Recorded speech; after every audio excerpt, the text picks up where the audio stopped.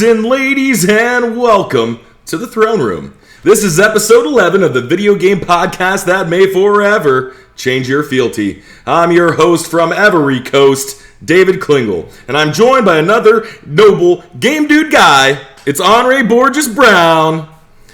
Touchdown! Hello, everyone. And we are joined once again by Ken Doughman. Thank you. Love having you here. Thank you, guys. Good to be here. So, what is new in your life this week, guys? What you playing? What's good? Anre, what do you got? I will start. I'm playing this new game. You might have heard of it. It's called Ratchet and Clank Rift Apart. I could talk about this game for 20 minutes. I will not, because we have a lot to go over. We do. But I will just say, for those that have played Ratchet and Clank 2016 on the PS4, the only one in the series I played, you will love this game.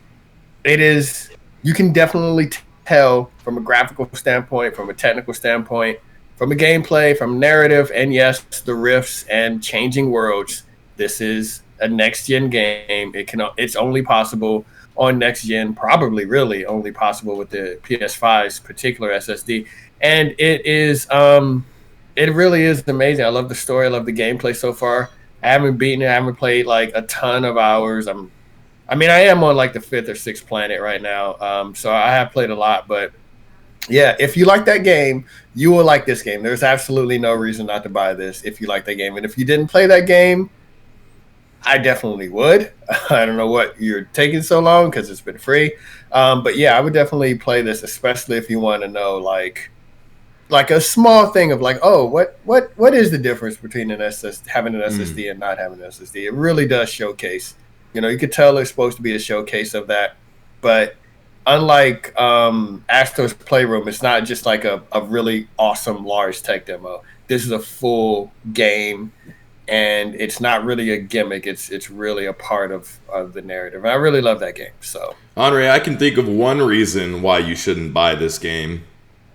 What reason might that be, David? I wonder if you just didn't have and you couldn't find a PS5. Holy crap. There it is. Power of the PS5. Yeah, I just want everyone to know that I just got some news. There will be no PS5s selling in the near future. Wink, wink, David. No competition. Yeah, we'll see. So, we'll see about that. No one look for any PS5s in the near future any day. You know, there's been no information. Well, thanks for making that battle even harder. Ken, what are you up to? What are you playing? All right. With Anre, I was playing Ratchet and Clank. I've got another one. God, they just keep popping up left and right. Well, I do have a reason to wait on it, though, because I played it, and it booted right up. It's beautiful. I was playing it in the performance, or was it the ray tracing with performance? Yeah. It looked beautiful. It looks great. I'm playing through it. I get through, like, first 20, 30 minutes, like, in the intro part. I go through this rift, and Ratchet's just there tumbling in space. He's just tumbling. And I was like, wait, what's going on? Is this loading? This doesn't have load times, right? And no, he's stuck. So I was like, okay, I'll exit out of the game. I'll just, pop out of the game. It can't even close the game. The game will not close. So I'm like, okay, I'll just force my PS5 to shut down. Go to the shutdown. It won't shut down. I had to pull the power cord on that sucker to get the game to turn off. So I'm a little gun shy to go back into it because I haven't really gone into it after that. Like, because I turned it back on. It had to do the hard drive repair and all that stuff. So I go and I look it up, and sure enough, there's a bug that can cause your whole system to crash. So I'm kind of waiting for that next patch to, when they get that stabilized, because that scared me a little bit. I thought my PS5 was going to have to go into a coffin and send back to Sony. So after that, I switched back over to The Last of Us 2. Since we talked about that last week, I was like, I got to play this game. Nice. So I bought it. It was like $30. It was on sale. Very similar games, very similar tones. Exactly the same game, really, with just some different characters. Yeah, pretty much. But yeah, I'm loving that game, though. It's awesome. I am to the point. I mean, I don't know how spoiler shy we're going to be, but I'd say I'm past the halfway point. Okay. My main character has changed. Okay. from one character to another. So I believe I'm past the halfway point. Oh yeah, I think that's okay. That So, Switch I would call the halfway point. Okay. That's what I figured. I figured Yeah, it was probably around there. I think it would have maybe 40%. But yeah, It's funny, man. When I was playing the game, I was thinking I'm pretty close to being done with it, right? And then I think everybody thought that, David, and they were all satisfied. And I was like, all right, well, let's go again. All right, I'm down. Naughty Dog is your grandmother at like the family dinner, like Thanksgiving, when you're like, oh, I'm full, and she's like, oh, you can have more pie, and you're like, I love the pie, but it's faster. More pie. You're like, okay, can't hurt, right? Yeah, it makes more pie. Hurt. Well, I've been playing some of this little PC game called Into the Breach, and it's fun. It's a little strategic, tile-based game, tactics style, and it's pretty unforgiving. It's it's like a permadeath type of thing with your characters, and it's kind of roguelike. So I love a good game with permadeath. I love that stuff. It's great. Yeah. So. It's been a lot of fun. So if anyone's interested in something like that, look it up. It's pretty cool. It's got mechs and stuff, and you're fighting these like bug things that are invading the Earth, and it's a lot of fun for what it is. Well, that being said, what an E3! What an E3! Am I right? I mean, guys, I am absolutely speechless. And when I say speechless, I mean I have no clue how I would sum it up in one sentence. I wasn't particularly overwhelmed or underwhelmed by it. I'm just kind of in the middle, really. So what do you guys think of it? Robin from Young Justice has a term for that, and that's what's crazy? We are right here, David. Okay. I promise you, I am not lying. I'm not joking. Even I was going to say that I was whelmed. I was whelmed. I was going to say that before you even said anything. Okay, that's how I felt about it. All right. I felt like I actually had a feeling that like if I was thinking clearly, I would have taken time off to see all the E3 stuff, like just in a manner that I wanted to. I got to see most of it in a manner I wanted to, and then at the same time, had I done that, I would be pretty upset. Yeah, I think I was pretty whelmed by a lot of what happened. Some conferences were better than others, but E3 as a whole, Good in a sports reference. It felt like a building year. It felt like a building year. Yeah, it's like a rebuilding year. Yeah, we're like rebuilding. We're getting there. Maybe we'll have all the goods. Hey guys, COVID didn't totally take us out, right? Like we'll be wait for us next year. It's gonna be a good one, Yeah. We weren't expected to be contenders this year. Yeah, right. Everybody should just have a little fun with this one. Yeah, that's what it felt like. That's the vibe I get. Yeah. Well, I'm glad that we were all on the same page. Like you said, some things were good, some things were bad, and some things just were. So that being said, let's jump into what we saw. So what do you want to start with, Anre? What do you got?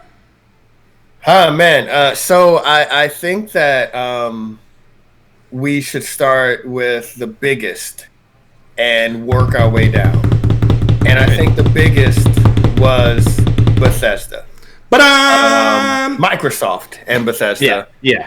Which, we could just call Microsoft from now on. I think they made it clear. I think it was the best as well. I think they did a lot of things right. I don't think it was like super great. I think it was better than a lot of other big publishers. Obviously, Microsoft is like the biggest publisher. Sony wasn't there. Nintendo, they did some stuff today. As we're recording this, but I think that Microsoft did a lot of things well. And the first thing I want to talk about real quick is the fact that they took the shadow of a doubt and they threw it away. Every game that they talked about, most games were available on Game Pass. And if you're a Game Pass guy, you love that day one on Game Pass. Every time, at the end of every one of them, it's a Game Pass, day one. They didn't want you to forget.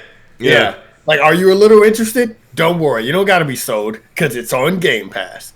And with Starfield, they were like, hey, look, we were kind of weird with our verbiage in the past. Let me make this shit clear. It's on Xbox and PC. On Xbox only.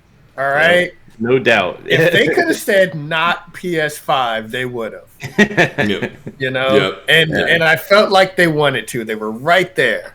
And so overall, that's just the thing I want to start with. They had, I would say, just to kind of put a pin in it, I think that Microsoft, what they've announced is a lot of future stuff, a lot of stuff without a release date, a lot of stuff that's not going to be coming out anytime soon.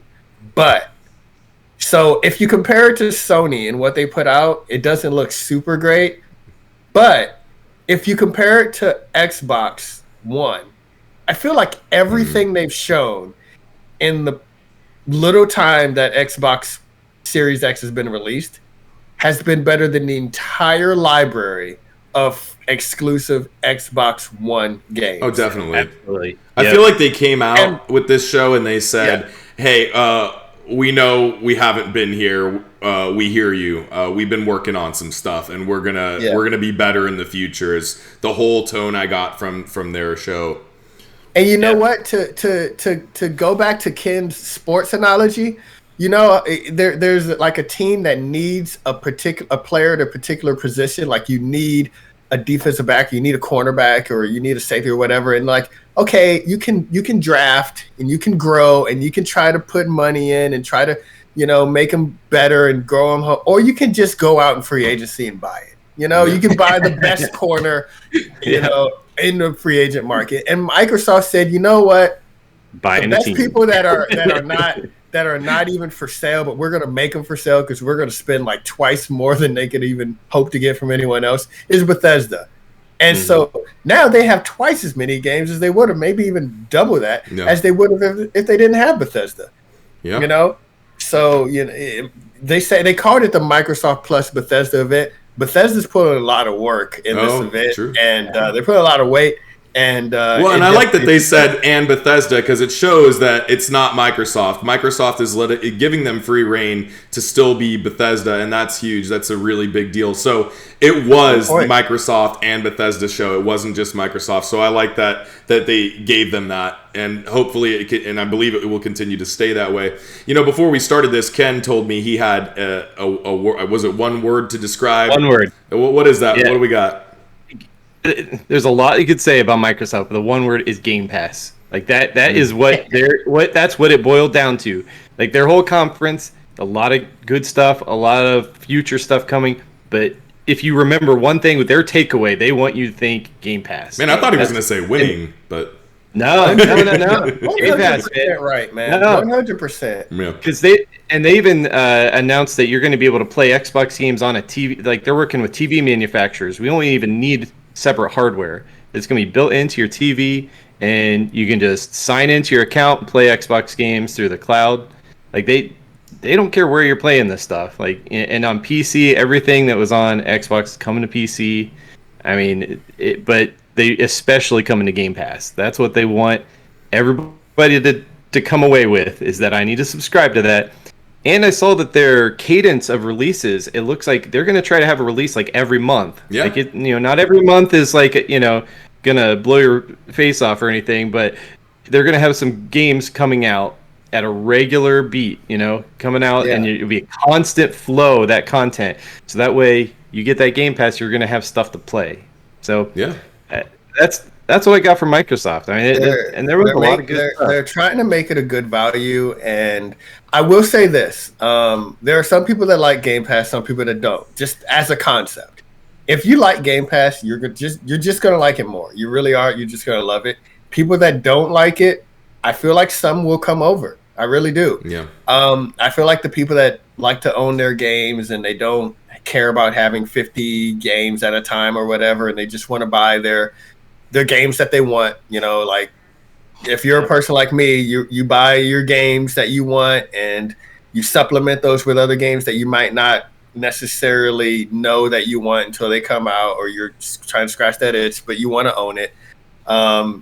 Then Game Pass isn't appealing to you. But the last thing I'll say about Microsoft is in the Xbox One and the Xbox, mainly the Xbox One, generation, they've been rudderless and they've been going different directions and changing strategy. And over the last part of this previous generation and the beginning of this one, they've been 100% focused, right or wrong, good or bad. They have been 100% focused on the idea that it is about Game Pass, that we are all in. They put all their chips to the table. They believe this is the future of not only Microsoft, but the future of gaming. Man, why not? I mean, look at Netflix, you know. Yeah. Right. And they want to be the Netflix of gaming. And they will be, you know. Yeah. So And some of those games are perfect. I mean, the Back 4 Blood, I feel like that's a perfect Game Pass game because that's not a game I wasn't looking to buy that, but now it's on Game Pass. I'm like, dude, if there's some other people playing that and we want to, because back in the day I used to play Left 4 Dead. I had a group of people. That's what we played. Left 4 Dead 2. Played all the time. Love that game. But you know, I waited till it was on the Steam sale. I got it for like $20. But this, I mean, man, you got Game Pass. It's a free download, and so if that's what people are playing, and that's what's great for that community around that game, because you don't have to wait till everybody buys it. It's like if people have Game Pass, they're gonna have it. And how much is Game Pass? How much is it a year? It's $15 a month, and that's for the ultimate. Yeah, I'll tell you what. If things keep shaping up this way, and I eventually feel like I need to get an Xbox to play, well, I got a PC. I guess that'll never happen. So never mind. If I didn't have a high-end PC, I don't understand their strategy. They have well, there are a lot of people that don't have high-end PCs. There are quite a lot of people that don't. There are only console gamers, and there are only PS5 gamers, and those guys are going to be like, man, well, I do want to play some of these Bethesda games, but I don't want to buy every game. I already buy enough on my PS5, so it might be worth it for them to just get an Xbox and get the Game Pass, and then play those games at their leisure. That's a good point. Let's get into some of these games. We'll start with the biggest one first, and we don't have to spend a whole bunch of time on every game, but I think this is the biggest one. We didn't get much, so it's not like we're gonna spend 20 minutes on it. But like Starfield, the announcement, I felt like that was kind of what everybody was waiting for with Xbox.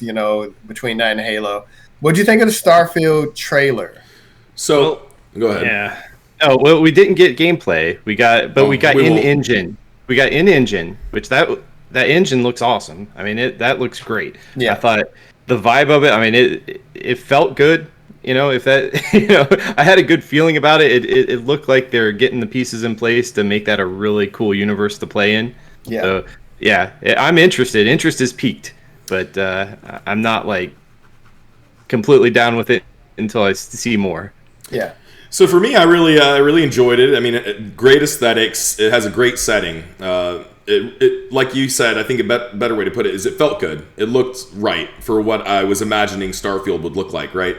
And it was gorgeous. The graphics they looked amazing. The sound design was great. So like you said, we didn't see any gameplay, but I didn't feel like we were going to for a while anyway. And I don't know the aesthetic. I don't know what the gameplay is going to be. I mean, we already got Outer Worlds, right? And I would think that if they were making a Fallout game in space, it'd kind of be like that. I don't know. So maybe they're trying to think of a way to make it different now. I think so to me, the only thing I'll say about Starfield, obviously I like the trailer. I like what the trailer evokes, and I like how they're positioning it. This is kind of a thing where it's like it's not anything we've been seeing, but it's how they've talked about Starfield before they were bought by Microsoft, and now after, how it's being handled, how it's being talked about.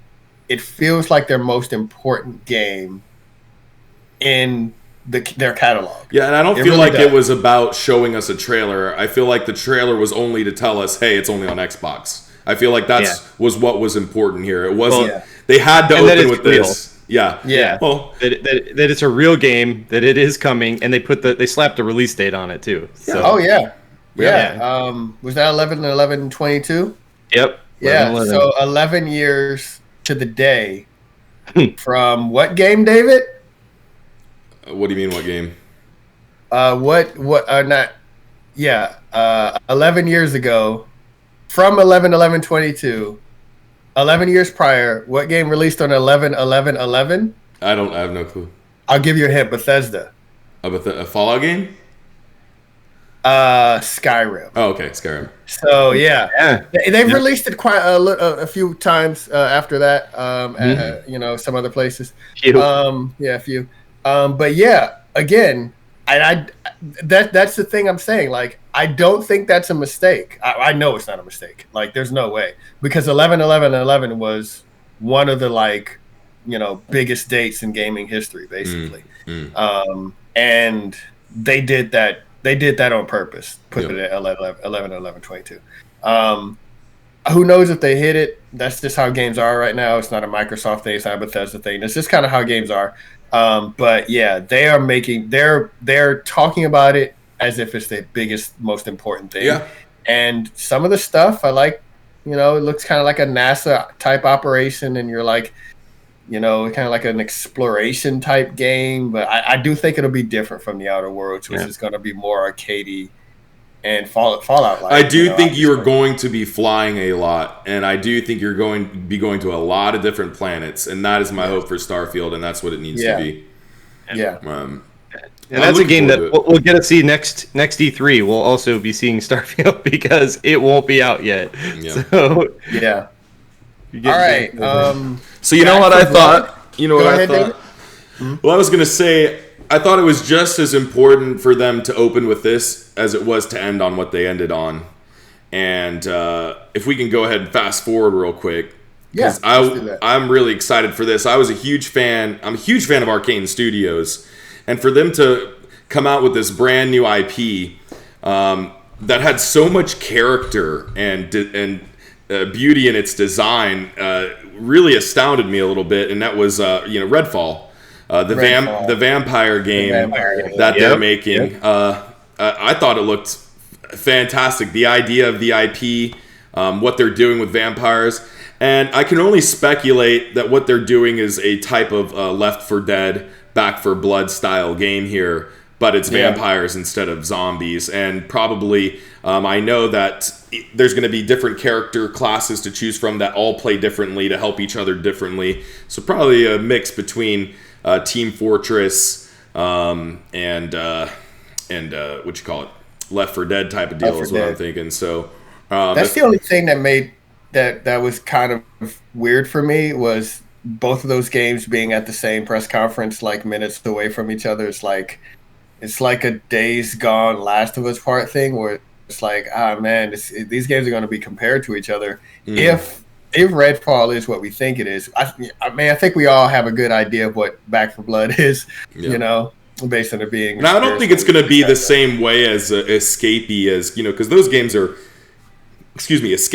escape, right? Get through hordes of zombies, stay alive. I think this one's going to be more kill everything, but kind of the similar kind of vein. Either way, I'm looking forward to that. I've loved everything Arcane has done. And I have no doubt that this is going to be an amazing title to play. So the fact that they ended on that was pretty spectacular. I also noticed that is a Series X and S exclusive, because a lot of the other games they announced will be on Xbox One, but this one is just for the top tier. So well, the top tier and also the Series S. Other than that, Halo Infinite. Halo. Been a while since we heard about Halo. The last I heard about it, they postponed it for a year, and I couldn't help but laugh at this. But upon seeing what I saw at E3, I'm excited to play this game. The multiplayer trailer. Right? Yeah. Yes. Yeah. It also irked me, man, that they had to say it's coming free. You know what they did with the last multiplayer thing for Halo? No. They basically charged people to play it, man. You basically had to.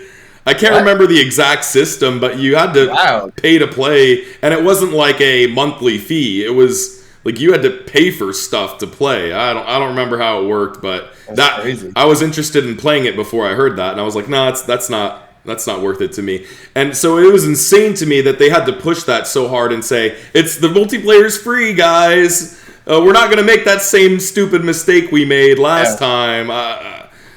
So of course it's free. A mainline Halo game without a free multiplayer. Like, who are or you? multiplayer included. I mean, that's what you're paying it for, basically. That's like a Call of Duty game where, like, hey, we won't be charging you for our multiplayer.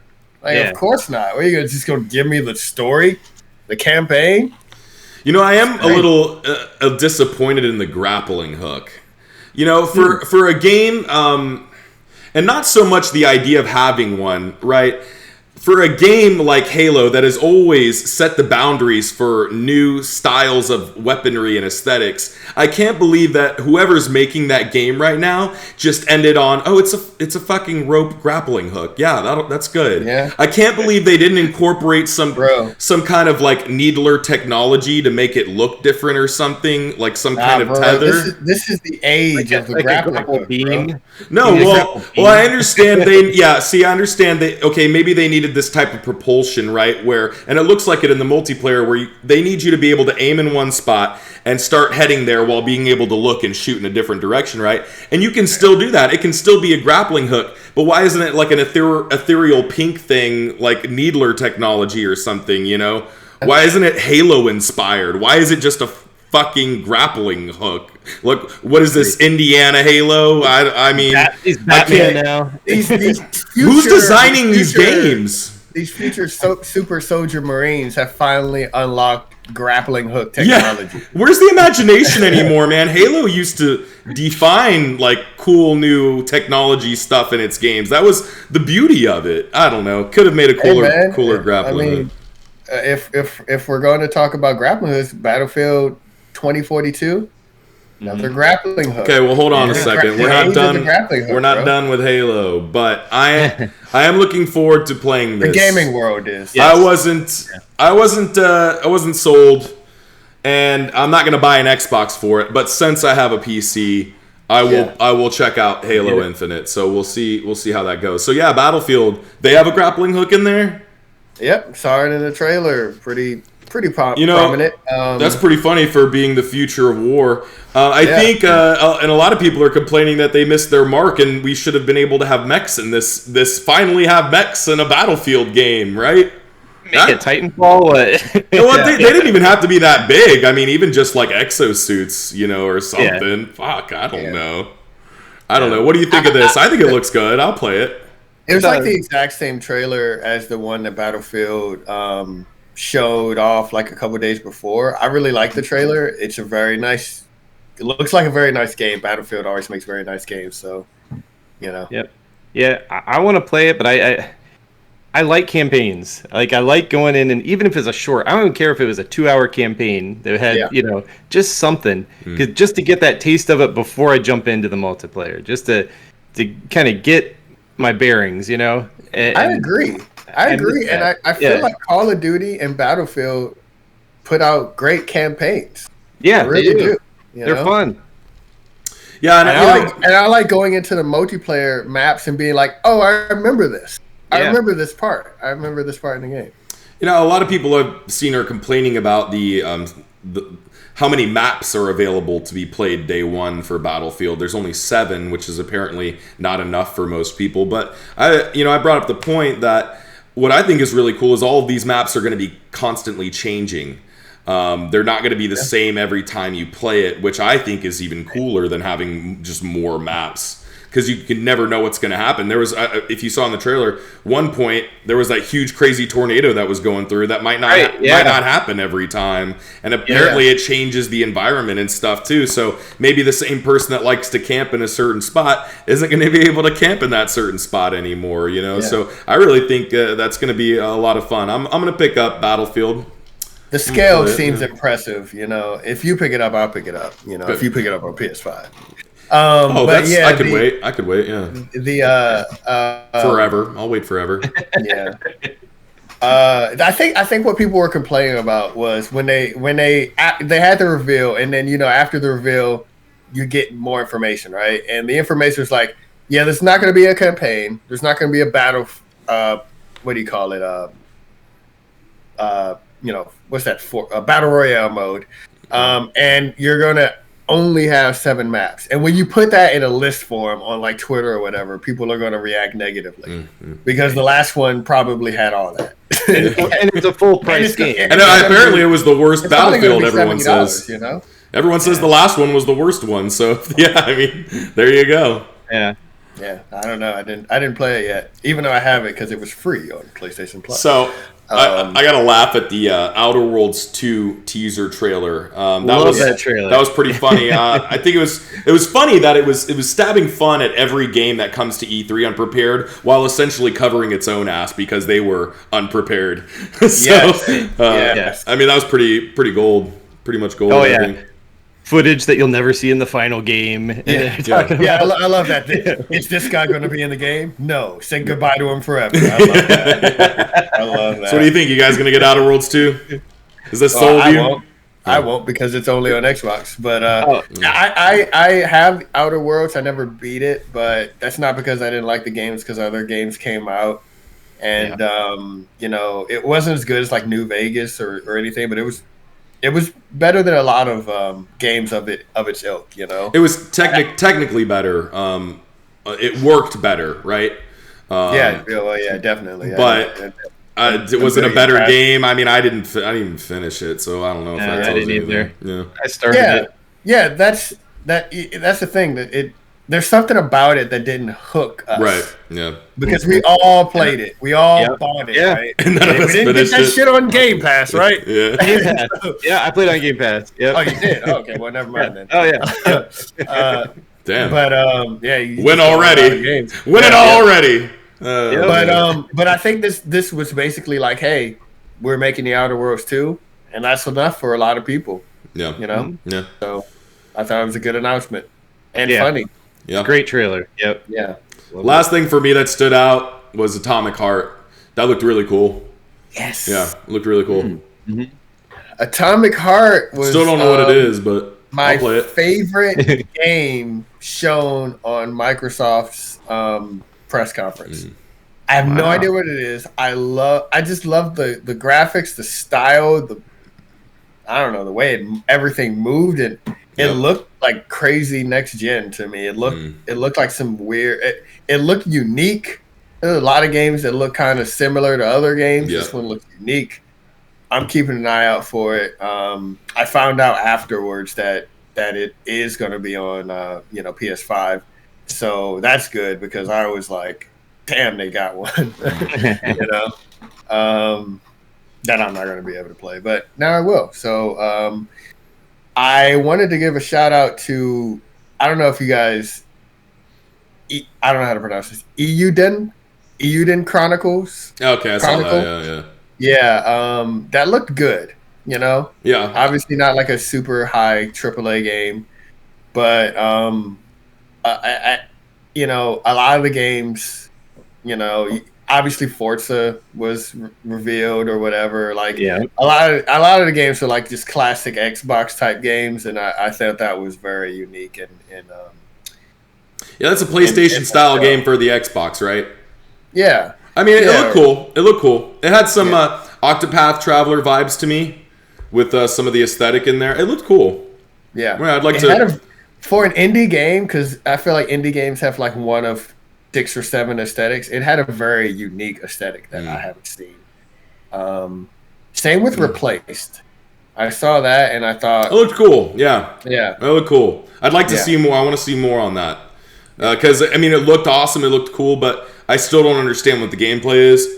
If they showed any, so I'm looking forward to seeing more. That looked really interesting to me. Yeah, me neither. So let's see. Is that pretty much? I mean, we Sea of Thieves got a new update or whatever. Yeah, that's cool. Yeah, Jack coming in. About that. Yep. That's cool. I mean, Sea of Thieves already a fun game, and Jack Sparrow's a fun guy. So Sea of Thieves is another example of like a comeback story, right? Because it wasn't well received, and then I think Game Pass gave it a nice kick in the ass. I was watching that dude, and I was like, "This sounds like Johnny Depp." Like, did anybody else was like? They did a good job, whoever they got. Yeah. Because I was questioning. I'm like, they didn't actually get Johnny. I was like, no, they didn't. For Sea of Thieves DLC, you're gonna get Johnny freaking Depp, really? Oh, what else is he doing? Yeah, you're right. Been a tough little time for him. But no, They did not get Johnny Depp. They just got someone who sounds incredibly like him. Yeah. Which It brings fun. up a whole list of other. Yeah, he did such a good job that I didn't even question if it was him or wasn't. So this is news to me, guys. Thanks for making me smart at the next Disney convention. Yeah, it brings up a whole bunch of like ethical Disney questions that I'm not going to get into. Hey, they own the rights to that character. Yeah. Right. Yeah.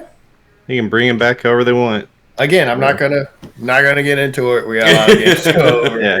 I just found it funny. Like yeah.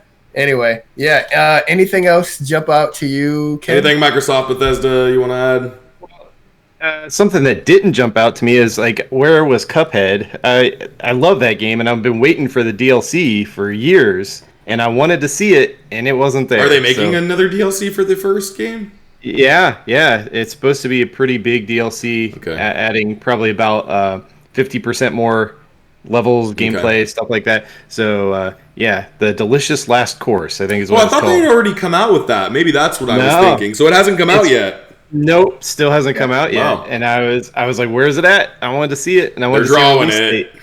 Yeah, they're still drawing it. They're drawing it. It takes a while, man. Takes a while. Yeah. As my boy Dan Harmon would say about every Rick and Morty season. Oh yeah. When's it coming out? They're drawing it. They're drawing it. Yeah. And that's a game to draw, bro. That takes a lot. I mean, do you know how long it took them to make just the original game? It took a long time. It's an incredibly small team. I mean, it was like the brothers and like one of their wives was doing like all the art. Like, yeah, she did like almost every cell of animation in that thing. So yeah, it's incredible. It's kind of what I was talking last time about sprites when it comes to like fighting games or Street Fighter Alpha 3 and all that. It's like you would think that like a style of game made in like the 90s or whatever would be easy. You would think they'd be able to put it out in 8 months with the technology. It's like, no, it's actually harder. Now that you mentioned that, Netflix is making a Cuphead show on Netflix, an animated show, and it doesn't look the same. I mean, it looks similar. Like they're kind of going for that style, but you can tell that it was like computer animated. You can you can feel it. But, I mean, this is a game that wasn't even at the show. We don't need to spend more time on it, but yeah, I thought that was weird that Netflix did show a trailer for this animated show, and then the game didn't show up. If they make, because it's like a 1930s cartoon style, right? Yeah. If they make a 1930s cartoon show, I don't know if anyone would watch it. I just don't. You know? Right. That's true. I have to take a look at that because I have to see, because I'll probably be able to tell what you mean. But I did not know that. That's a good scoop by you. You know, things everyone else already knew, but I didn't, so it's a scoop to me. A bunch of other DLCs and season passes and a whole bunch of. There's a snowboarding game out here. Shredded. Psychonauts. I forgot to mention Psychonauts 2. Yeah. So I never played the first, but it did look. The second one looked interesting enough. Yep. Seemed like a Sackboy kind of deal, like a weird platformer. It's Double Fine, so it's just like really freaking weird. The scripts are usually really funny. Like they come up with really funny games. What is it? Yeah. Tim Schafer, is that the guy? Yeah. Tim Schafer who made it. He's the director. The head of Double Fine. Yeah. There were a lot of multi-platform games on this show. That was one of them. A lot of games that don't have release date, like I said. But overall, what do you guys think of this conference? You don't have to, you grade it if you want. Just what'd you think? I don't like throwing numbers on things, but I thought it was the best one. Yeah, personally. Yep, bar none. It was the best. Microsoft, they're fleshing out, the Xbox experience, and they're trying to fill the gaps. They're trying to get all the genres. They're trying to widen their appeal, and I think they're getting there. And I think there should probably be something for everyone there.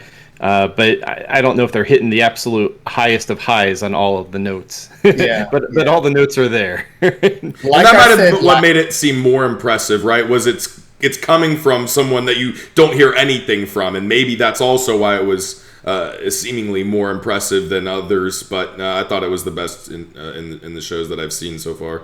I think I've seen them all. Like I said last week, the last time Microsoft was at E3 and Sony was not, Sony still won. That's how bad Microsoft's press conference was. I do not think that was the case this time. I think Microsoft had a ton of momentum. I think it was better than anything they did in the past. Like they had the reveal, and then they had like another one after the Xbox One reveal. I think this was the best one. We didn't see much of Halo's single player. We didn't see Hellblade. Nope. We didn't see Fable. We didn't see any more of Perfect Dark. So there are a lot of games that, like, if they wanted to knock it out of the park, A+, kill D3, just went in there and slaughtered it. There are some avenues they could have done, but because they have so many studios now with Bethesda and some of the other stuff they've been working on, they really did a good job, especially relative to their competition, to their competition, like you said, David. Hey, man, if you want to know what they needed to do to knock it out of the park and win E3, let's bring back Scalebound. But we're not going to talk about that right now. All right. Yeah. All right. Ouch. We're going to move on past that. So what was next? What do you think was next? Ubisoft? Yeah. What's So of the big ones, of the consequential ones, I would say Ubisoft.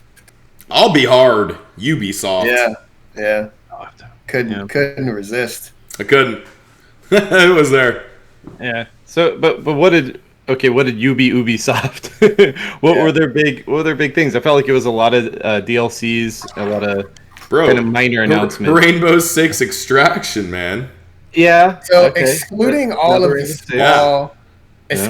the small conferences, the stuff, PC game, whatever, and play for fun or whatever conference, I think this was easily the worst one. I was sad that I watched it. I was upset. Just a bunch of DLC. They had like one game that was new. Yeah. Well, there's the Nintendo partnership. Yeah. But I mean that's Mario and Rabbids, right? Yeah, that's a win for them. I mean, I guess that's a new game. Okay, fine. Very nice of Nintendo to be like, hey, you can announce this on your pathetic bottom feeding show. I mean, without that, it'd have been nothing. Don't even show up, bro. Yeah, we got the DLC for Rainbow Six. Rainbow Six Extraction is a new game. To be fair. Yeah, it's a new game. So real quick to talk about that. Let's let David. So we haven't seen anything about this, right? Before we just had a small little cinematic trailer. I was looking forward to. I was like, okay, what could this be? I was very underwhelmed by the gameplay. I was very underwhelmed. I wanted to be very excited about this game because I thought it'd be a lot of fun. Maybe Rainbow Six with less pressure because you're playing with friends instead of against, competitive people.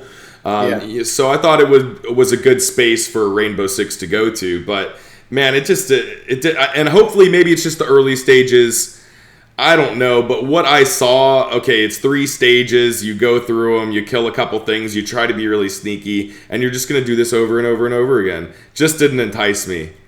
Yeah, I got fatigued watching it. I want to say randomly, let me just say one thing. Ubisoft, of the hundreds of maybe thousands at this point of people that listen to this podcast, I'm sure that your minions are one of them, just combing podcasts to get feedback. Let me just tell you, you guys don't know what a gameplay trailer is, do you? Like, you think you know, but you really don't, because that's not a gameplay trailer, bro. It's not like, all right, like 8 seconds of gameplay and shooting, and then all right, this little cut scene that's like some sort of edited, directed, scripted event, and then back to gameplay or some other stuff. Like, if you say gameplay reveal, let me see a block of gameplay, okay?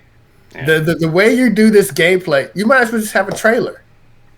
You got to piece together the actual gameplay. Like, terrible. This game just looked super. I was disappointed in what I saw, and they've got they got to do something if they want me to buy it, because otherwise I'm already off the map. So we'll see how it goes. Yeah. I'm gonna extract right now. You know what I mean? Other DLC, Watch Dogs Legion. Mm-hmm. It's a DLC where you can play as Wrench and Aiden Pierce. Okay, that's cool. Great. Just Dance 2022 coming. I think we knew that, but always for the JD fans out there, it hasn't been canceled. You get another year. Don't worry about it. It's coming. We talked about Mario Rabbids. Did either of you? I know you guys are kind of Nintendo people. Oh yeah. Did either of you play the first game? Oh yeah. Yeah, we both did. Good game. You guys like it? Yeah. Solid game. Yep. A lot of fun. I really enjoyed it. Yep. Strategy version of Mario RPG. It actually gets really hard too. That was my main concern, and Ken brought that up. But it was my main concern that because it was a Mario game, it might just be too easy. It might be a kiddie version of like XCOM. No, this shit gets nuts, man. It gets pretty hard. There's not like permadeath or anything, but you might not get through the mission and you might get stuck for a while. So it gets hard. And I don't. Yeah. Is there a difficulty setting? I'm not one to turn those down, but I don't remember. I don't think there was. But yeah, but it's a good game. And it was really cheap. I think I got the first one for like $10. I thought you were going to say on Game Pass, man. No, not Game Pass. I paid real money for that, and it came with the DLC too. It was like the whole deal, and it's a really fun game. And I don't even like the Rabbids. I think they're pretty stupid, but it's a fun game. Yeah, I don't think they're necessary. I think they could have just done this straight Mario style. But doing the Rabbids did let them go into a different realm of existence than would have been found by Mario all on his own whimsy, right? Like you get ray guns and other technologies and stuff. So they're necessary, if nothing else, than for that. But yeah, I really did enjoy the first game. What a nice collaboration. The 650 Rabbids fans joining forces with the millions and millions of Mario fans. Really, really equal partnership. Yeah, Nintendo definitely did save Ubisoft from utter bankruptcy. So, just a round of applause for that. But no, I really did enjoy the first. I did enjoy the first one a lot. And I'm really looking forward to playing this one, actually, because I like the aesthetic of being in space, maybe going to different planets and stuff. So we'll see. Yeah, I'm looking forward to it. Yeah, but definitely from... what's that? Go ahead. Well, I was just going to start moving into the Nintendo showcase. Well, we have to talk about the one game that stopped this presentation from just being like, yeah, man, this could have been an email. And that's Avatar: Frontiers of Pandora. Right. Rumored game. We've been hearing about so this. Excited, man. We've been waiting 11 years for this motherfucker. Yeah. Just like we've been waiting for the other 8 movies or however many they they're coming, man. They're coming. All right. I believe they're on 1 right now. They're on movie 1. Well, they filmed like 3 in a row. Yeah. Maybe they should film one at a time. Maybe, but it probably seems to work for other franchises. It probably was very cost effective for them because those movies you already know are going to be the most expensive movies you're going to see that year. So it was probably just better to do it all at once and save some money. I don't know.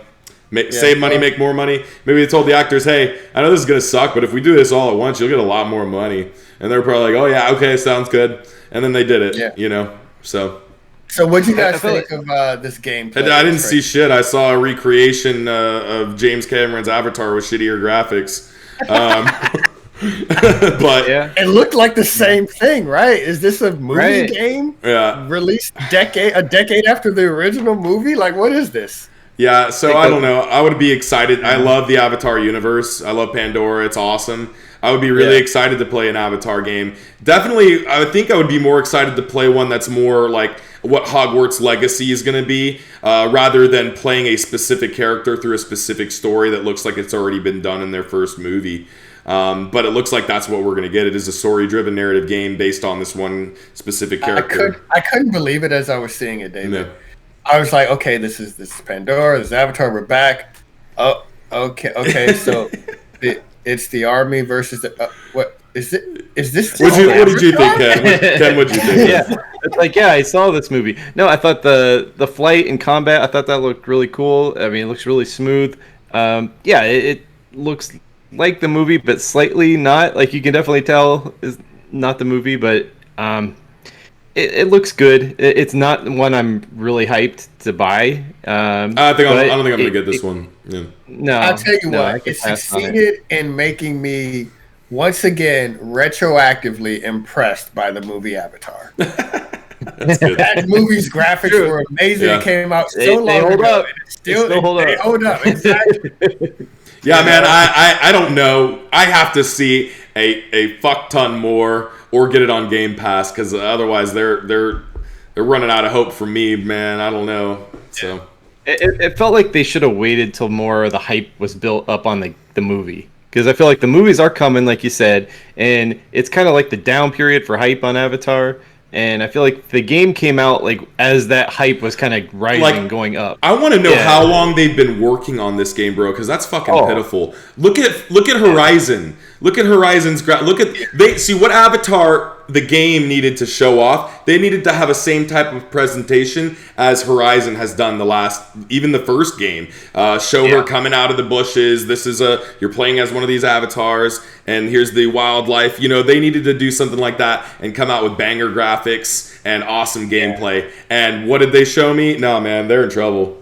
They're in trouble. Yeah. I've been hearing about this game for over 3 years. Really? I would assume it's been in development for at least 4. I have no inside sources, but I've been hearing about this game for at least 3 years. So it was an open secret in the game industry. Right. So what studios work? Do you remember what studio was working on this? I don't know. I have I can look it up real quick. Yeah, this isn't going as quickly as I want. Yeah, don't worry about it. All right, we'll figure it out. We'll come back to that. I'm sure we'll be talking about this game more in the future as it presents itself.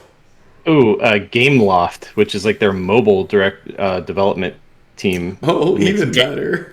And Gameloft? Gameloft, yeah, they make a bunch of mobile games. Also, Well, good for them. What a win, right? They got a AAA Avatar title. It's great for coming them. under their belt. Man. Is that? I don't know. And Montreal, I don't know. This is from the Wikipedia, so it might have been updated since then. Good for them, Gameloft. That's a win. Moving on. Yeah, we both watched Nintendo. I don't know if you got to today. It was okay. My assumption was correct. We didn't hear any Metroid Prime news. Oh, sorry. He did say they were working very diligently still on it. So did mention it. He said Metroid Prime 4. That's on good to stage. know. That was it. And then now what I was really excited about was he did mention Metroid Dread, which is the first new 2D Metroid game to come out in how many? 11 years? What did he say it was? 19 years, man. Been forever. Yeah. And I loved Fusion. Well, I loved Super Metroid. I loved Fusion. Fusion was fantastic. And I've been jonesing for another one of these types of games. So it's not Prime, but it's the next game. It's the fifth one they claimed it was, so it's coming right after Fusion. And I'm super excited for this title. What do you think of that reveal there, Ken? Oh man, yeah, this came out of nowhere for me because I was really wanting to see some Metroid Prime 4. I was hoping to get something, but this came out of left field. I wasn't expecting it, but I'm into it, man. I love the 2D Metroid games. I've played all of them. They are fantastic games, and what Nintendo does is they actually showed a lot of gameplay of this game, and it looks really good. Like it's so smooth, and it looked better than the cinematic they showed. When I first saw the cinematic, I was like, eh. And then when they started moving into the gameplay, man, the animations look crisp and beautiful. Everything looks fantastic about it, yeah. I kind of like that, man. I like the fact that they didn't waste a whole bunch of time making this look like freaking The Last of Us or some shit in the cinematic word. And then, in the skip out on the gameplay, yeah.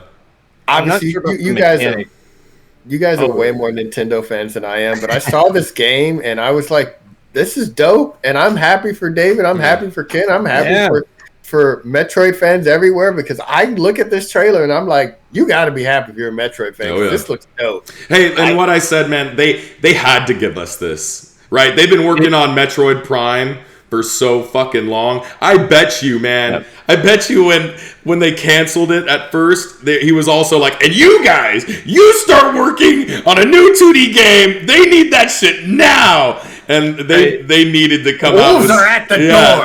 They had to do something, had to do man. something.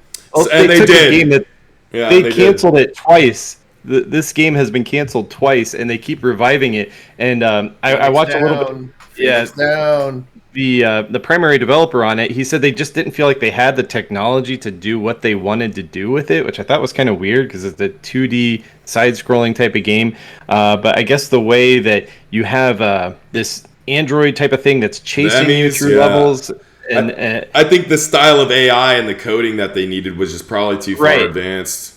Yeah, which is weird to think for a 2D game that's what the issue was. But they said they figured it out, and they seem genuinely excited about it, because I love that that development team seems like pumped that they finally were able to make this game that they've been wanting to make for like 15 years. So I mean, you remember in Fusion, I mean, you were hunted by Samus X, and you weren't necessarily always really hunted by her, right? A lot of it was scripted into certain parts where you would go, and then she'd pop out and start chasing you, but they were mostly scripted, right? It's looking like these things are actually hunting you, Right. So, and I think that's what they probably didn't have at the time, the ability to do something like this. So I'm stoked on it, yeah. Just based on the trailer, they look like, I thought I saw two different, whatever they're going to be called. We'll just call them Emmys. They're called Emmy. Emmys. Yeah, Emmys? EMMI. Yeah, Oh, Emmy. okay. Because this game's going to get an Emmy. Yeah. They looked like there were two different Emmys, and there was like the one from the trailer, and then they kind of chased you, and then there's like a different color one. So I listened to this guy further. If you go into the treehouse and you listen to him talk, he was describing that there's going to be different ones that follow different things. That's right. Some if you make sounds, that's what they follow, and you want to be quiet. And then others, their sight, so just don't be in their line of sight. And he didn't explain all of what's going to be in there, but that was one in the trailer looked like, one of the ones in the trailer looked like he scanned you, but you didn't move, so he just kept moving. So you mentioned that too. That's a new ability that you get, and it's a cloak, and it'll help keep you hidden from these new dangers, is what he was saying. This is how you make a good trailer. That entire thing was about 2 minutes. It was a good little cinematic. It showed you what the game play was. It showed you what I don't want to say theme of the game, but the whole the whole concept of the game is running away. And it showed you real quick that these Emmys or whatever there's different ones, and they have different ways to track you and ways that you can avoid them. I got that without listening to that. I got that from the trailer. The trailer told me it's a good trailer. Oh, and we can assume that, but he did mention later too that you cannot affect them with your weapons. So you're just gonna have to avoid them. The trailer did a good job of those missiles do nothing. They bounce off. Yeah. She was like, all right, I'm gonna shoot it. I don't know what took her so long to shoot it initially, but anyway, I'm gonna shoot it. All right, that didn't work. Missile. All right, it's time to get out. Yeah, deuces. Yeah. So super excited for Metroid Dread. Bring the Dread. I'm ready for it. Before we go any further, I have to correct a correction for Avatar. No, the team on that is massive. Sorry, there are many Avatar games. Apparently, not Gameloft. Apparently, they have made Avatar games in the past, but it was a little tougher to find the current developer. But yeah, massive, and Lightstorm and Disney's helping with it as well. Sorry, Game. You shouldn't have turned that one down, Gameloft. You're stupid. Yeah. Yep. Massive is a pretty big. Yeah. They're well known in the Ubisoft development tour. Well, we'll see. Show me more. As of right now, the game's lost on me. So we also got. Not much more to mention, but I've got some on the list here. The Guardians of the Galaxy game looked okay. Looked fine. Very serviceable, yes. So yeah, that's going into Ubisoft. I thought Ubisoft had the second best conference. I liked the Guardians of the Galaxy game. It has some problems. I think it has the same issue that the Avengers had, where we have been with these characters for a while. We kind of want to know in our mind's eye, like what they look like, what they sound like. Like we know that we send them over hours in the MCU, and this is just going to be a different version of them, and that's going to take a little while to overcome. Okay, I have no issue with that whatsoever for me. I don't even care. I like that they're not the same. I have no issue with that whatsoever. But they're really influenced by the. You kind of feel they are like the movies, though. They sound very similar.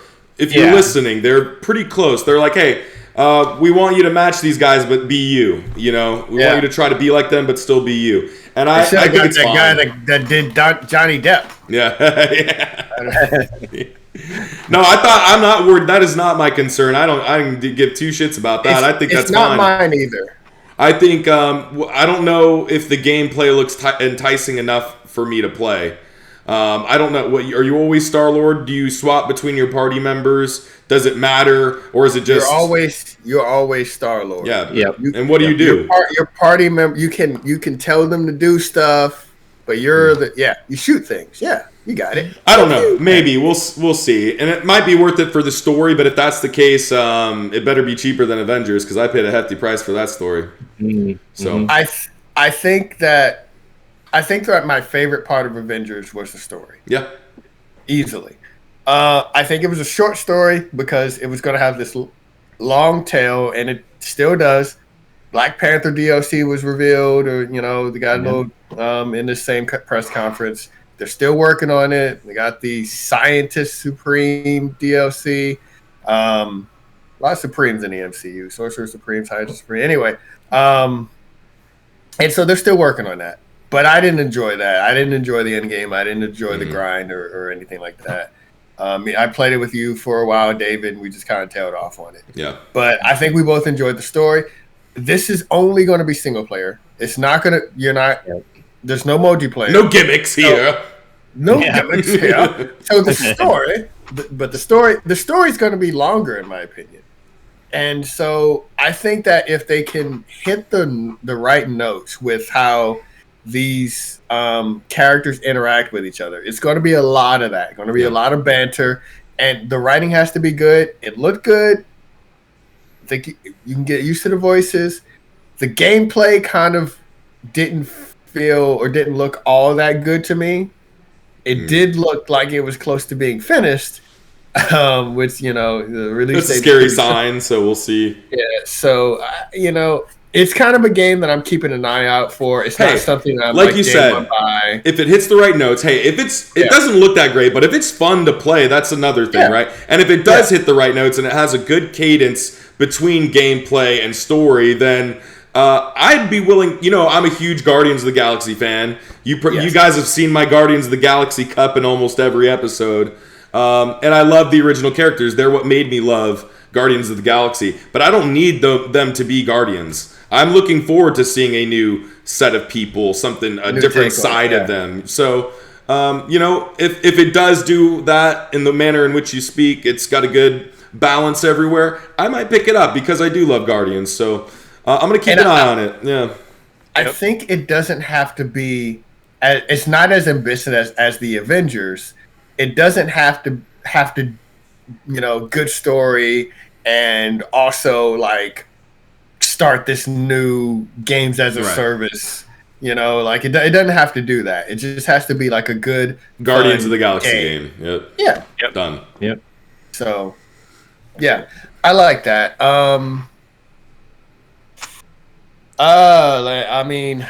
Man, you wanna talk about this this Final Fantasy game? Oh, the Final Fantasy Origins, huh? Yeah. What did you think, man? I mean, to me, it was very Team Ninja, man. This game was a Neo cake with Final Fantasy frosting on it, is the way I thought about it. So the game is called Stranger of Paradise Final Fantasy Origins. Apparently, it's based on the first game, right? I don't know if you guys caught this, but they're looking for someone named Chaos. I don't know if they mentioned it once. The night guy at the end. 17 times. Yeah. I actually counted it. The word chaos was mentioned 8 times. That's ridiculous. Anyway, not a long trailer. We saw some gameplay.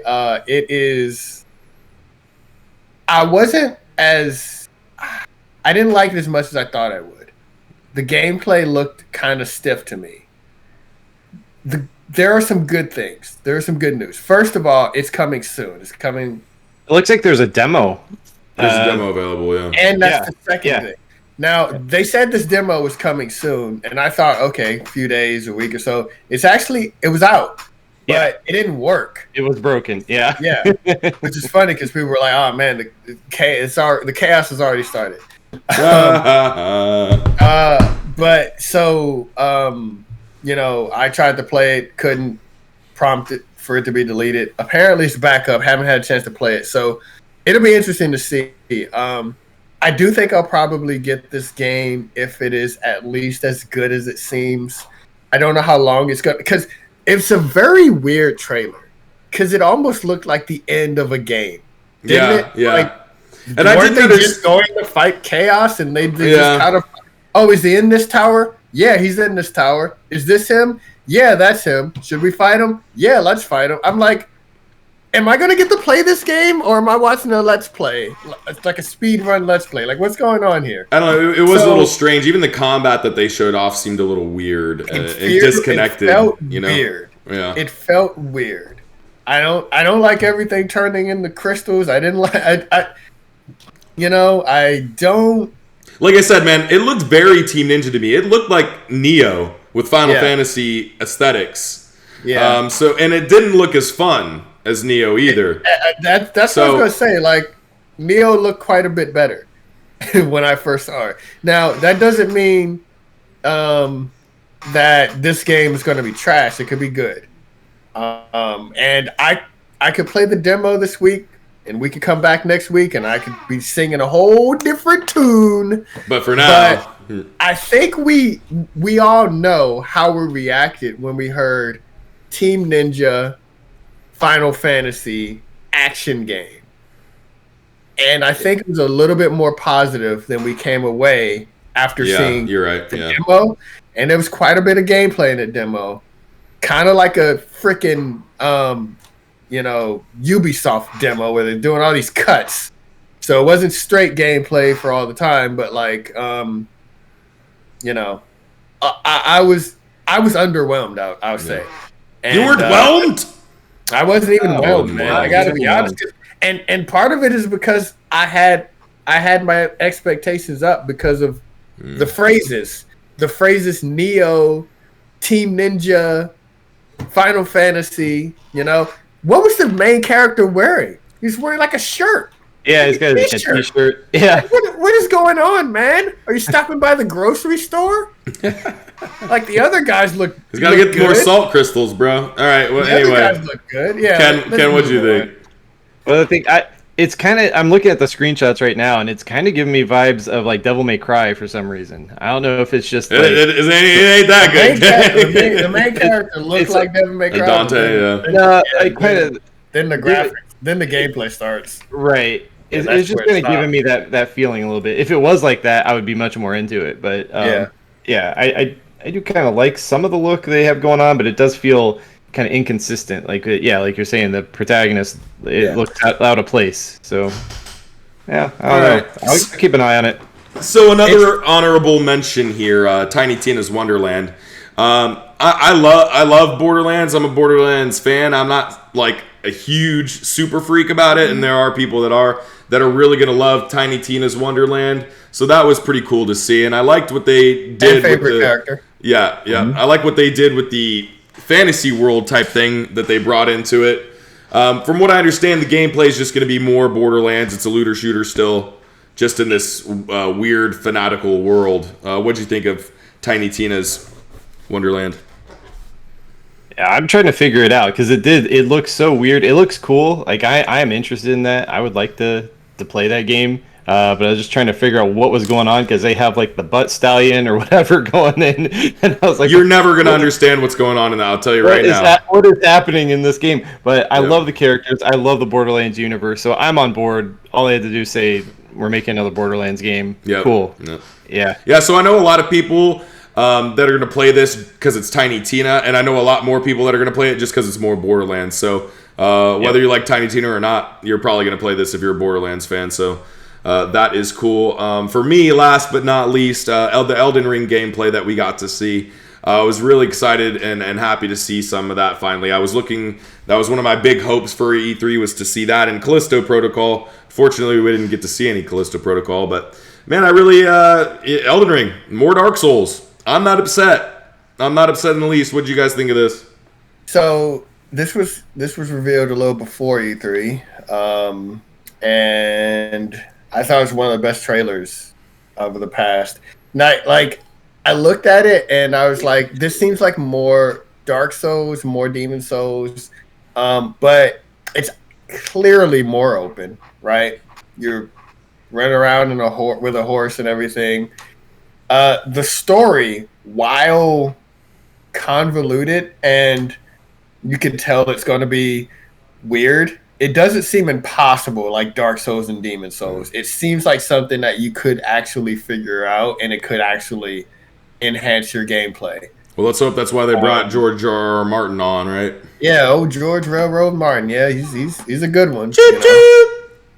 Yeah, he's actually as long as they get him to finish it. But yeah, I mean I don't know what the gameplay is going to be like. Like, is it going to be closer to Sekiro, closer to Bloodborne, closer to Demon Souls, Dark Souls? But I hope that it's like another. I mean, it looks like Dark Souls, game. right? It looks like Dark It Souls. does. It But looks, I hope to me it looks closer to Dark Souls. Yeah. But I hope it has its own essence to it, right? I hope it's not just Dark Souls. I hope it doesn't take things from Sekiro. I hope there's something that they've brought to it that gives its own essence as well. And hopefully it just isn't being on a horse. So we'll see. The thing that looks most different to me is how open it is. They say there's like a day-night cycle. There's a weather cycle. I don't know. Like I had mentioned, that it looks like there is some vertical combat too, and it's not. Yeah. It doesn't look as much as Sekiro, but it looks like there is more maneuverability in that space than there ever was. Because in the Dark Souls game, you're glued to the ground. So. Yeah. Unless you roll off of it, I guess. And die. Yeah, and then die. Because there was someone left a note there telling you there was treasure. Yeah. Yeah. And you said, why not? I'll go try it. Yeah. Yeah. Yeah, this game wasn't even on my radar, but the trailer is impressive. I think it looks really cool. Yeah, and they did display multiplayer in there. I saw it. There was a Phantom in there, so there will be multiplayer. At least 3 people, I'm assuming, will be able to play at one time. And as open as it is, I can maybe even assume more than that, but we'll see. David can help me beat the game, as he did with Bloodborne. I'm there for you. I'll be there. I'll be there. All right, anything else from E3 for you guys? From E3? Oh, you got to mention Breath of the Wild 2, which last week I said that they would give us a title and not show gameplay, but they didn't give us a title and they showed gameplay. They did give a date, too. Yeah, they gave a date, too. Year. So that's exciting. It looks like they're going to the skies of Hyrule. That's cool. Yeah, just to mess with you, they did the reverse. They flipped it. Yep. Because I thought we were just going to get a title, but no, I thought it's looking good. I mean, I thought we weren't getting any Metroid, but look what they did to me. So sure. Yeah. Nintendo, you wily rascals, you. All right, just as a reminder. If everyone is enjoying the show, what about Capcom? Oh, I was just going to say 2 things. Capcom, that whole thing could have been an email. I'm not even... the show? What? Yeah. And secondly, Final Fantasy 1 through 6 is being released, redone and released on Android and mobile and iOS. And they're remaking the first 2 Advanced Wars or yada yada yada. Just as a reminder, if everyone's enjoying the show, you can head over to patreon.com/CrownKingMedia and support us for just $1 a month, which gets you a Patreon exclusive show dubbed The Roundtable, where we pick a game to discuss in great detail while also providing insight into what could make it much better or far, far worse. Also, for all of our audio-only listeners out there, we do have YouTube content where the show is uploaded with our ugly mugs, and we also have another segment called The Observatory where we pick a game and we play it for a while, try to have some fun. So come check it out. Come hang out. It is time to talk some industry news. Cyberpunk 2077 returns to the PlayStation Store on June 21st. CD Projekt Red says, wow, this is crazy. Huh? Never thought I'd see the day. According to Polygon, Cyberpunk 2077 will return to Sony's PlayStation Store on June 21st. More than 180 days after the PlayStation 4 version of the game was pulled from sale by Sony amid complaints about the game's performance. The announcement was made in a regulatory disclosure by CD Projekt, the parent company of CD Projekt Red. Polygon has reached out to Sony for confirmation. Quote, "We should have paid more attention to making it play better on PlayStation 4 and Xbox One," end quote, read a note signed by Marcin Nowinski, founder of the parent company CD Projekt, and its board of directors. CD Projekt asked customers to seek refunds from retailers, but Sony did not have a refund policy in place for digital purchases. In a statement to Polygon, Sony confirmed that Cyberpunk 2077 will return to the PlayStation Store. It also cautioned users against playing the game on a base PlayStation 4 until CD Projekt Red fixes some more issues. What do you think of this? Hilarious. Why even go back? First of all, let me just say real quick. Sony does have a refund policy, but it's a secret refund policy. It's the Spider-Man meme from Family Guy. Everybody gets one, and that's what it is. You get one in like your PlayStation gaming life. You get one time to be like, Sony, I don't like this game. I bought it digitally. Please give me my money back. You have to call them. You have to jump through a bunch of hoops, and they'll look up your account and you'll be like, all right, you get one. One time. Okay, so you've mentioned that before, and that may very well be, but other than that, they did come out on all of their social media, Sony did, and said, no matter what, no questions asked, tell us you want a refund and we'll give it to you. So yeah, they had to do that with this game. Yeah, they had to break their one game policy with this game because so many people. Yeah, they're like, damn it, see, this is the one thing we want to happen, and now everyone knows we can just give them their money back. Damn it! You know, you ruined it for everyone. The last time that many, do you remember the last time that many people asked for a refund for a digital game for PS4 was it Superman 16? Okay, no, what? No Man's Sky. Oh yeah, it was a big Upset. whole thing. Yeah, and they had to give a whole bunch of people that rule, but they didn't come out and be like, "Hey, no questions asked." Everybody just had to use their one, and so a lot of people used their one on No Man's Sky. I held on to mine. I pre-ordered that game and I held on to it, and I'm very happy I did. Yeah, same. I mean, I just took mine to GameStop, so I mean, they took care of me. Oh yeah, what they give you? Yeah, you know, the same price back. 75 cents. Yeah. No, they gave me like the same because I took it back right away, so I got like the same amount. It was used or whatever. Yeah. So it was like $57, and then you've got whatever, like a whole week, no matter what, you can bring it back, and it was fairly new. But anyway, so they took care of me.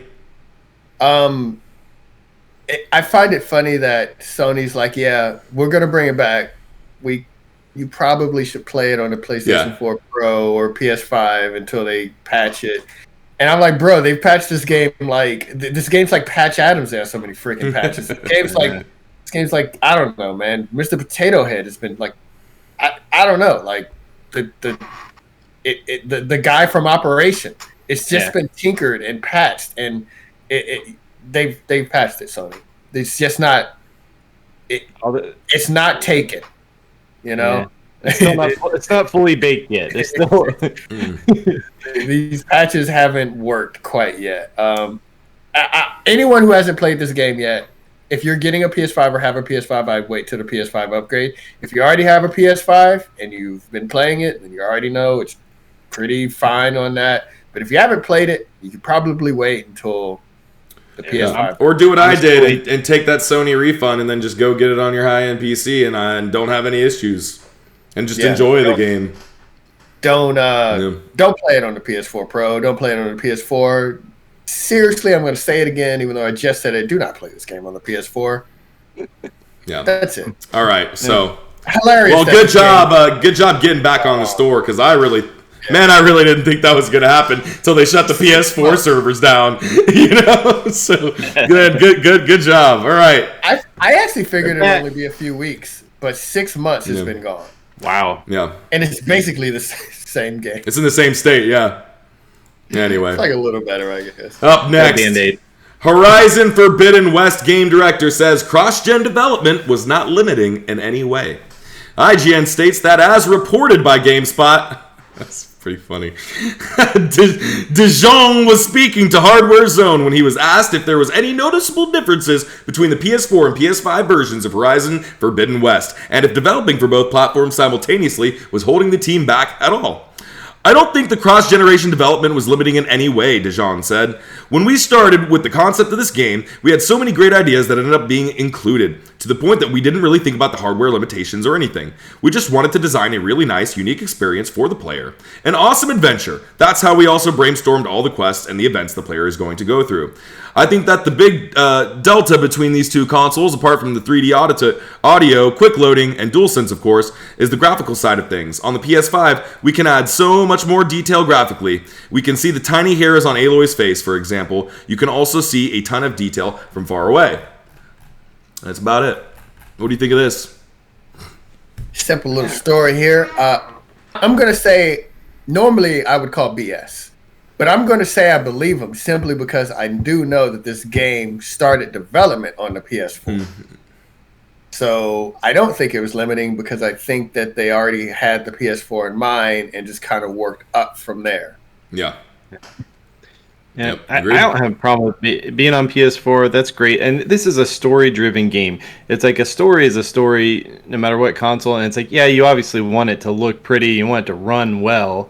And I feel like the PS4 version it'll feel more like the last one. And if you play it on PS5, you're going to get that extra shine.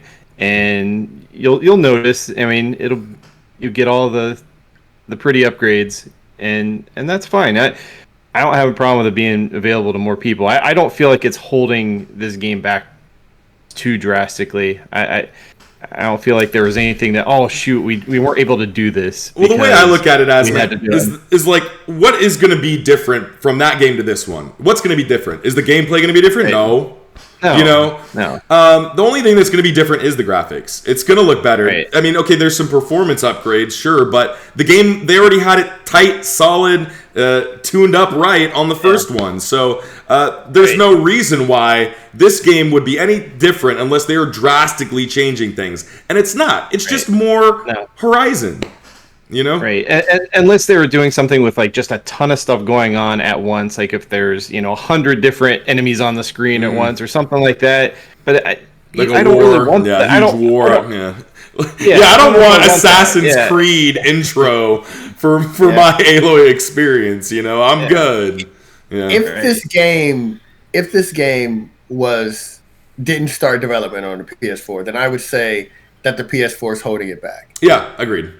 But it didn't. It started on the 4. But it did. It did. Yeah. Because you can do more with more hardware. That's why we have more hardware. Like I don't believe, but I don't believe like everything is okay. But I will say this, like I don't think their vision was limited. And I'll say this: we have a quick impromptu poll. How many games did we see during E3 that looked better than Horizon? None.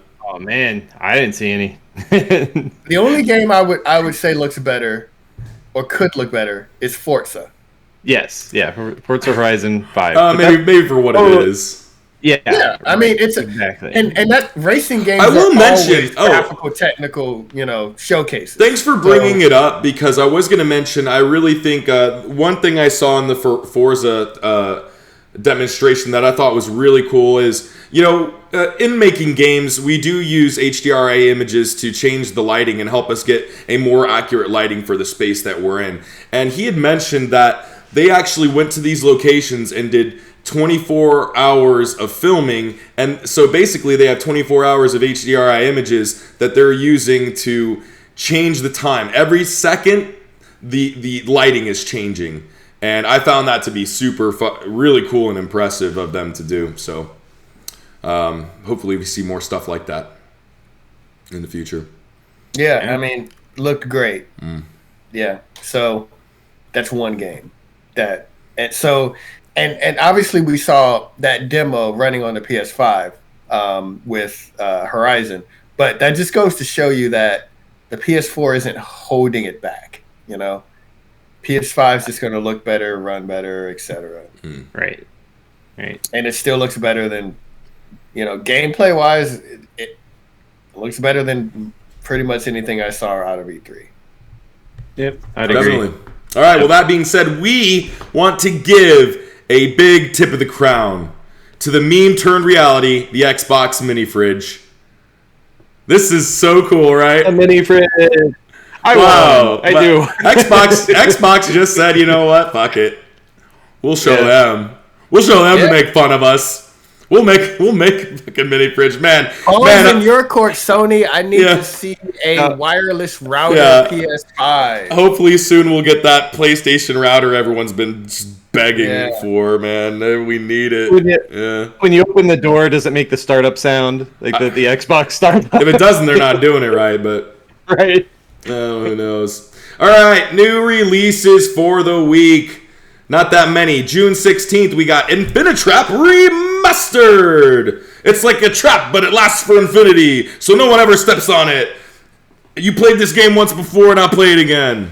Coming to Xbox Series X and Xbox One. Man, Xbox keeps winning. Police Simulator, Patrol Officers, PC, June 17th. Wee, wee, wee. Is that on your radar? Are you alerted to that?